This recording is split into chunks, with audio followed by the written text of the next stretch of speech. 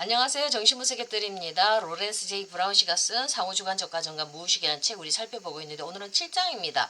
외상 환자의 치료에 있어서 이 사고하고 꿈꾸기에 대한 내용 우리가 같이 한번 살펴보도록 하겠습니다. 자, 이 책 서두에 보면 이 트라우마 있는 것 우리가 그래서 트라우마를 통해서 우리의 인격이 손상되는 것을 유성과 지구라는 은유를 통해서 아주 잘 설명을 하고 있습니다.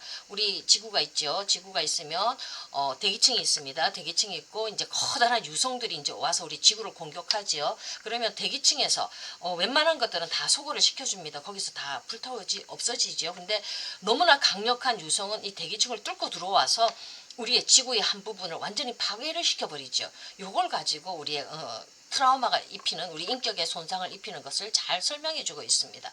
우리의 인격 자 주체 인격이 있죠. 그러면 트라우마 이 외상이 우리 심리 구조 속에서는 보호층이 있는데 이 트라우마가 이 보호층을 파괴시켜 버려 가지고 우리 이 내부의 인격 조직을 완전히 박살을 내고 분열을 시켜버리는 그런 크나큰 역할을 하고 있다는 거, 부정적인 역할이겠죠. 하고 있다는 걸 이 유성과 지구의 비교를 통해서 아주 잘 설명을 해주고 있습니다. 자, 이 트라우마, 우리 모두 각자 개인들은 이 트라우마가 있죠. 크고 작은 트라우마가 있습니다. 근데 우리의 인격 조직 안에 보호막이 잘 형성이 되어져 있으면은 크고 작은 트라우마를 우리가 잘 소화해내서 갈 수가 있겠지만 우리 이 트라우마, 너무 강력한 트라우마가 우리 인격의 보호막 조직을 파괴시켜 버렸을 때는 우리 인격에 크나큰 손상이 나오죠. 그게 바로 우리 이제 인간의 사고하는 능력을 파괴시킨다는 것을 비혼의 이론을 가지고 이렇게 설명을 해주고 있습니다. 그러니까 트라우마, 외상을 입으며 먼저 심각한 외상이 우리로 하여금 생각하고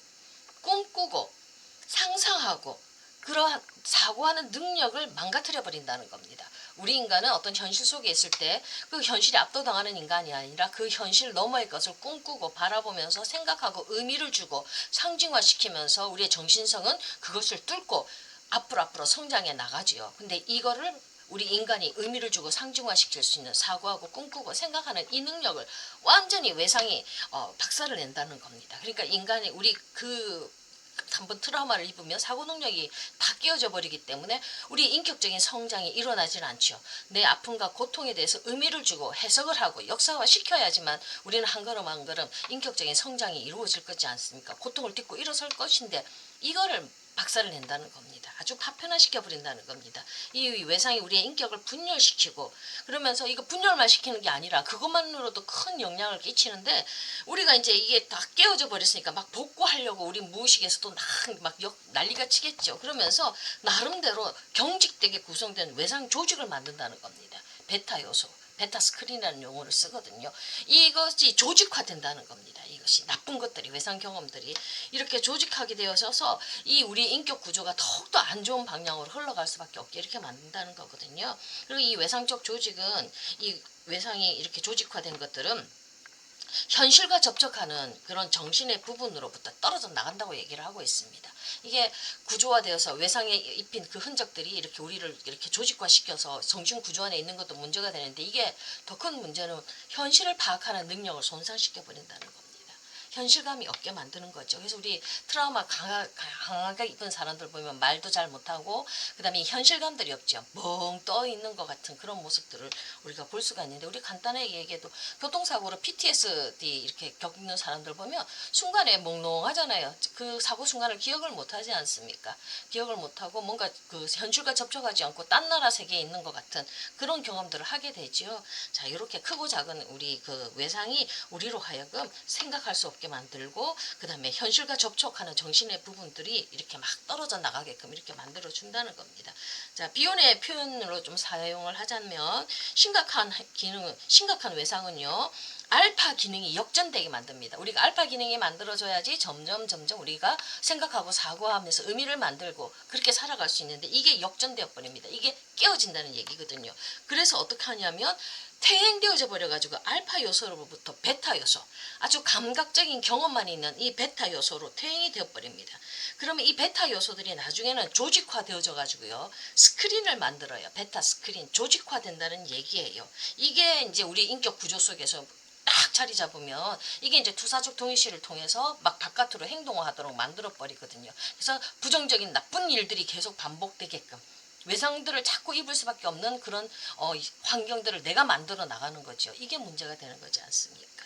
자, 이렇게 되고요. 이러면서 베타 스크린을 만든다는 거, 그리고 투사술 통일시를 통해서 액팅아웃 할 수 있도록, 액팅아웃 하도록 이렇게 만들고 우리의 삶을 고통스럽게 하고요. 또 하나는 편집 분열적 자리하고 우울적 자리는 왔다 갔다 하면서 우리 아이들이 통합된 어떤 인격을 만들어내죠. 인격적인 성장을 만들어내는데 이게 왔다 갔다 상호 교대하면서 정상적인 균형, 통합을 만들어내는데 이게 안 된다는 얘기입니다. 그러니까 사고 능력이 완전히 그냥 깨져버리니까 이 통합으로 갈 수 있는 어떤 정신화성으로 갈 수 있는 이 기능들이 완전히 망가져 버리기 때문에 이 모양 저 모양으로 우리 인격에 거대한 손상을 준다고 이렇게 얘기를 하고 있습니다. 자, 이 심리적 외상이라는 걸 이제 프로이드도 이제 그 신경생리학적인 용어가 아니고요. 프로이드도 얘기를 했는데 이거를 이제 대기층, 지구의 대기층, 이거 대기층을 통해서 이제 유성이 들어오면 우리가 이제 이렇게 그 대기층으로 이제 우리의 지구가 이렇게 둘러싸여서 외부의 공격으로부터 우리를 보호하는 것처럼 정신 역시도요 이렇게 과도한 자극을 막아주는 보호막으로 둘러싸여져 있다고 프로이드 선생님이 얘기를 했습니다.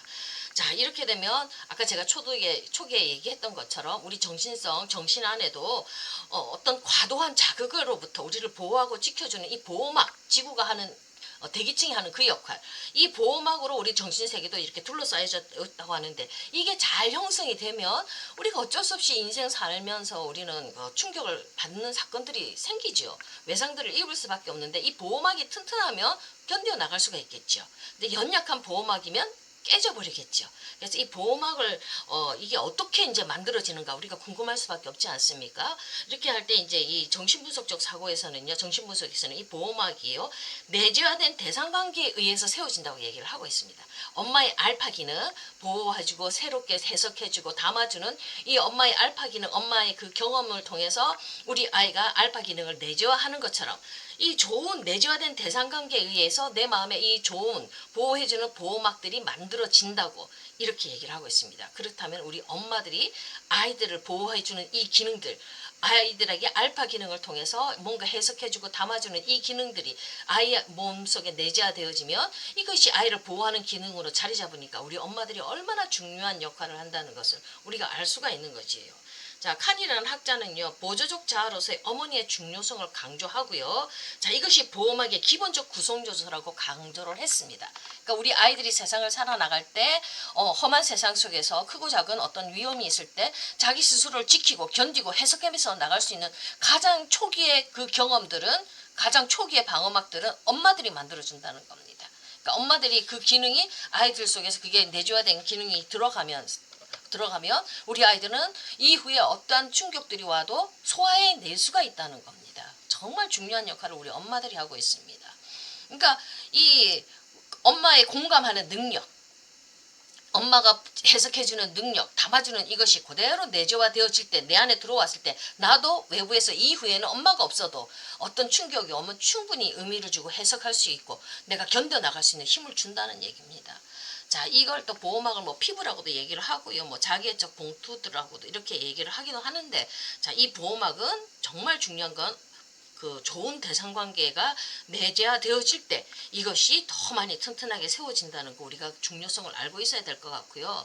자, 이 외상의 주요한 외상에 따른 첫 번째 희생물, 아까 초기에 얘기했던 것처럼 상징적 사고 능력이 손상되는 겁니다. 생각하고 상상하고 꿈꾸는 그 능력, 이것이 이제 그 망가지는 건데, 보호막의 중심축 중에 하나가 바로 이 사고하고 꿈꾸고 상상하는 능력이라는 겁니다.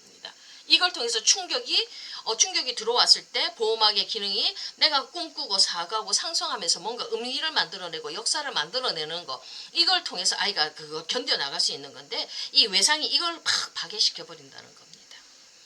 자, 이게 그 사고하고 꿈꾸고 상상하는 것은 이 다시금 유아가 투사한 것을 담아주고 변형시키는 어머니와의 긍정적인 초기 경험에 달려 있다고 얘기를 하고요. 자, 알파 기능의 기구의 일부로서 유아 안에 설치되는 것이 바로 이 담아주기 변형시키기의 어떤 상호작용이라고 이렇게 얘기를 하고 있습니다.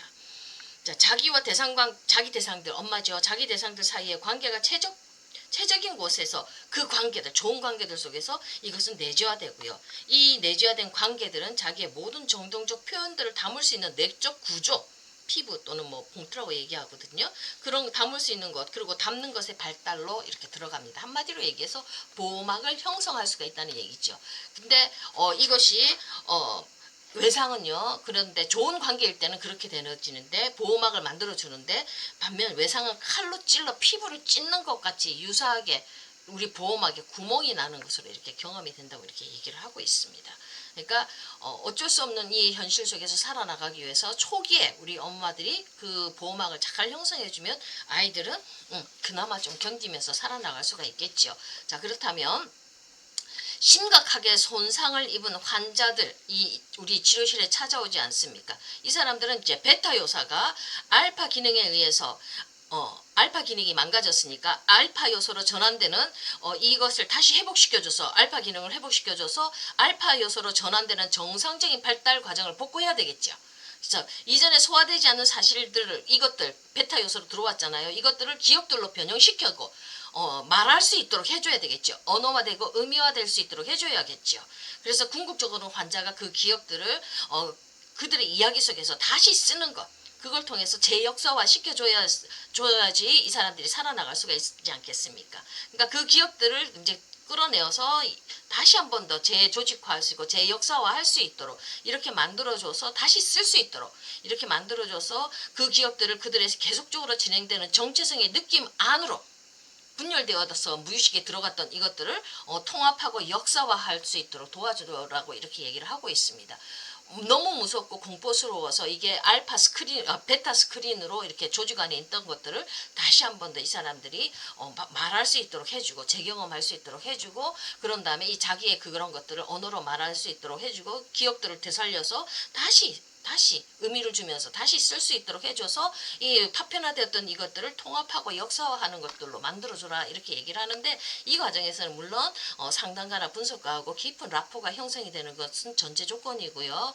그 다음에 이 기능 속에서는 분명히 이 파괴된 알파 기능을 되살리기 위해서는 상담가의 분석가의 알파 기능의 역할이 굉장히 중요한 역할을 해주겠지요. 이 기능을 통해서 이 환자들이 다시 한 번 더 회복할 수 있도록 우리가 도와줘야 된다는 것입니다. 그래서 PTSD 환자들, 외상 입은 환자들 보면 끊임없이 말하도록 해주잖아요. 계속 그 기억에서 진전을 못하는 이 사람들 반복해서 이야기하는 거 들어주면서 그것을 재경험하면서 그것들을 다시 한번 더 재역사화할 수 있도록 의미화할 수 있도록 이제 상담가나 분석가가 도와줘야 된다고. 그때는 상담가의 알파 기능이 너무 중요하다고, 이 도움을 받아서 이 환자들이 재역사화할 수 있도록 도와줘야 된다고 이렇게 얘기를 하고 있습니다. 자, 오늘은 여기까지 하겠습니다. 감사합니다.